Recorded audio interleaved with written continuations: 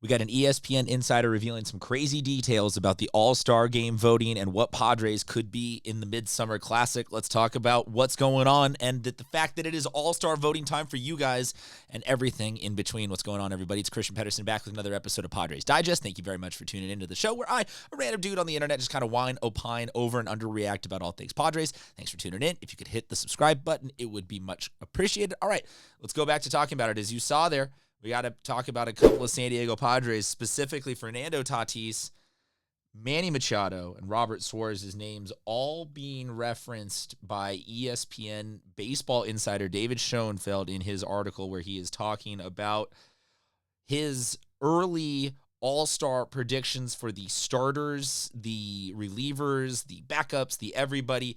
The voting has now begun. So for those of you interested, you have from now, as of us recording this, until 5 more days to do the preliminary round of all-star voting for the Major League Baseball Midsummer Classic that you can get at online.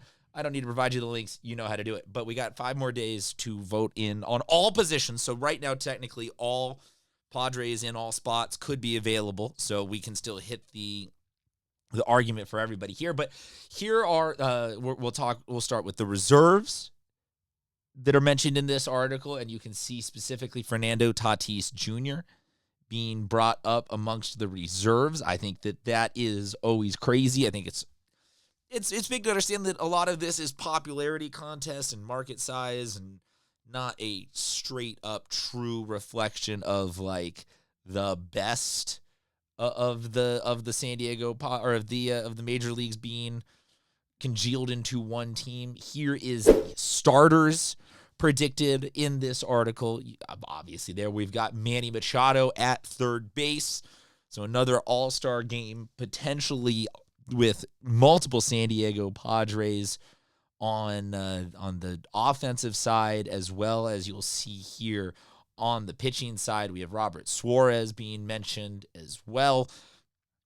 So 3 Padres in Schoenfeld's article about his projected 2025 All-Star game. I'm curious for you guys, who do you think else should go?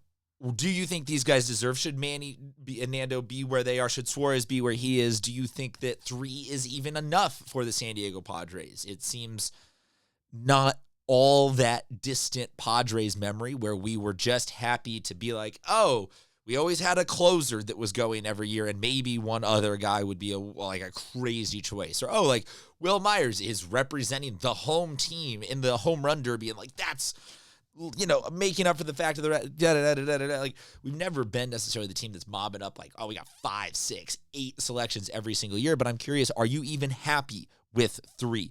In looking at all of this, kind of wanted to just jump on the fact that maybe this is a moment of greater reflection for the offensive year that the San Diego Padres are having. This is everybody, as of us recording this right now, that is hitting at or above 250.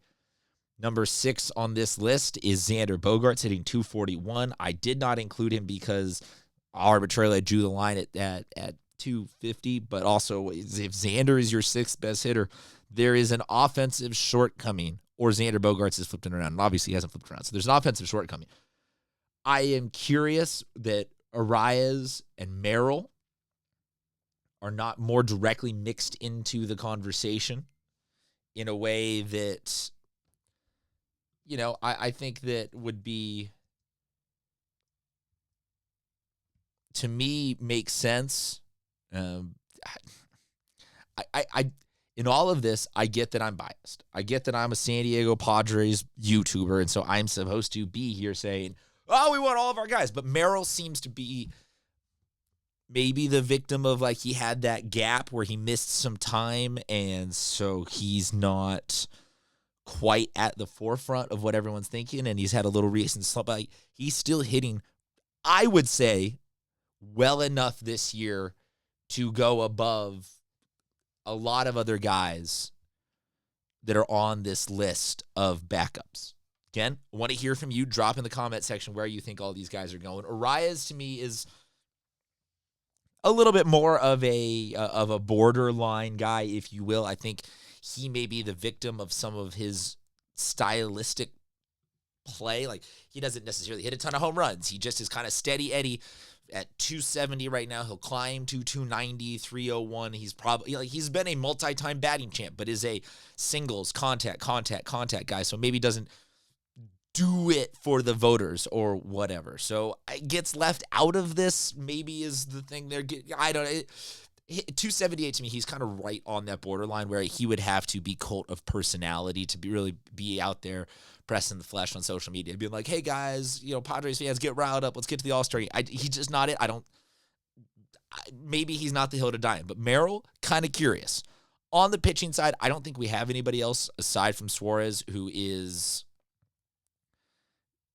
jumping up to me to be like, obviously X, Y, or Z. Michael King had looked really good at times, but is on the IL. Dylan Cease has had an improvement from where he started this season. Past that, I made a Pivetta for All-Star SD video earlier this season, and I stand by at the time that Nick Pivetta was actually on track to be an All-Star. He's not anymore. I don't think there's anybody else in the bullpen. Not that the Padres pitching staff is doing poorly this season. We've had videos breaking down how they are that you can go check out on the rest of the feed. But they are a top 10 pitching staff. They are a good pitching staff. They are borderline a great pitching staff. It does seem to kind of be spread out and amortized evenly amongst the staff and the bullpen as of the current permutation of the way the Padres win. Not saying that we don't have some guys that aren't going to end up by the time the dust all settles this season having fantastic years, but just maybe nobody else that, at least for me, comes to mind that's an all-star. So, in summary, 3 Padres directly right now being mentioned as guys who are very likely MLB All-Stars at the midsummer break.